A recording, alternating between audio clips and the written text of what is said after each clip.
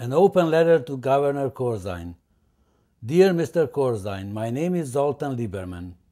English is ESL to me, the letter S standing for 7th in my case, out of 8 altogether, and I never had an hour's worth of formal English education.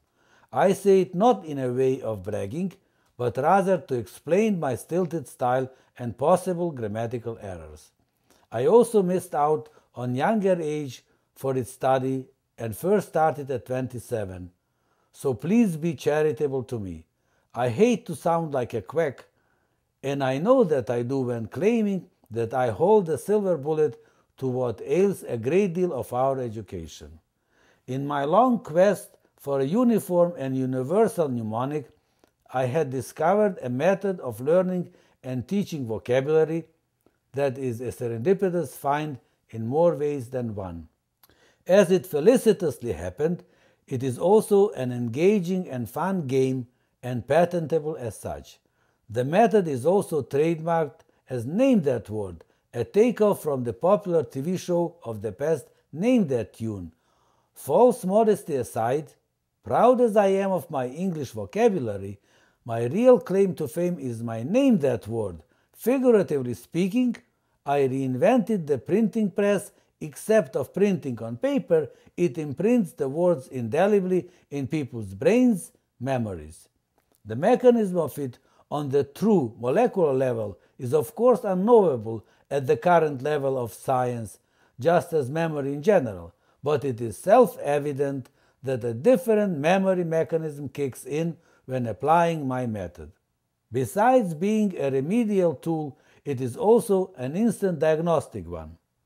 Don't let my present-time small college backdrop fool you. Perhaps my singular situation of an institutionally unaffiliated long-time foreign student of English was exactly the condition necessary to discover Name That Word.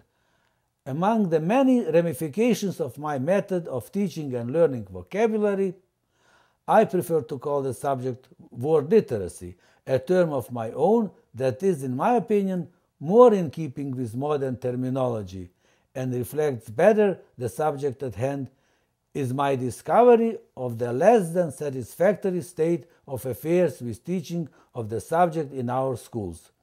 Instead of being a separate subject, it is treated as an accessory, a Cinderella of English studies. A corollary of my discovery is that insufficient volume of reading results a great deal from poor knowledge of vocabulary. Word literacy does not guarantee reading, but it is its prerequisite. Also, once learned word literacy is not a given. Just as a flower garden, it requires continuous care. Being key to reading, a postulate that becomes convincing fast after a live demonstration of Name That Word by proxy, it is key to better education. Also, acquiring a better vocabulary is liable to have it used in reading, writing, speech. As a starting vehicle for improvement of the situation, I suggest that Word Olympics be organized across the board, a competition for all, designated not so much to prove who is better than who, as to attract everyone's attention to an overall systemic hiatus in our education. I suggest that games be based on Name That Word method. The irony of it is that kids with their sponge-like memories can learn a 30,000 vocabulary well within 6 to 12 months of intensive instructions. My own experience is that they like to learn it via Name That Word, since it is fun. In the year of 2004, when the then NEA chairman Joya's reading at risk article summarizing 40-year-long statistical research came out, I wrote personal letters about Name That Word to all members of the Congress and Senate, to which I received about 140 answers, many of them praising it and even promising to vote for it when the pertaining issue would be raised for legislation. I grant you that it may look suspicious from the commonsensical point of view. Why would a good remedial method claiming to be designed to revive and enliven reading, to be so almost universally, willfully rejected. It took me years to figure it out, fear of embarrassment. Yet it is way beyond. Last thing anybody would want to do is to embarrass anyone. It will serve as a first-rate tool to learn and upkeep word literacy, both for students and teachers.